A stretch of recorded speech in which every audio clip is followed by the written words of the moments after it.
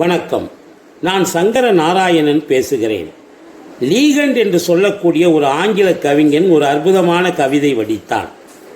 அந்த கவிதை இப்படி சொல்லுகிறது: எனக்கு 2 மனைவியர், ஒருத்தி பேர் அழுகை, இன்னொருத்தி பேர் சிரிப்பு.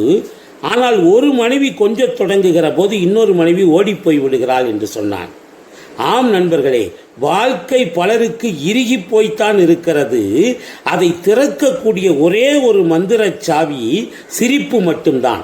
அதனால்தான் சிந்திக்க தெரிந்த மனித இனத்துக்கே சொந்தமான கையிருப்பு இந்த சிரிப்பு என்று சொன்னான் ஒரு தமிழ் கவிஞன். மனிதனையும் இணைக்கக்கூடிய அற்புதமான காந்த கல்தான் இந்த சிரிப்பு.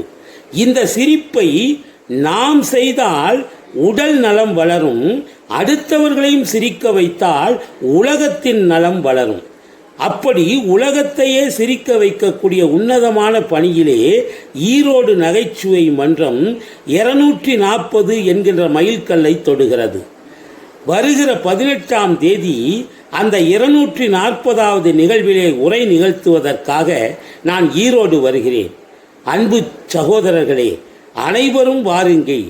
உங்கள் காதுகளை கடன் கொடுங்கள், கருத்துக்கு இடம் கொடுங்கள்.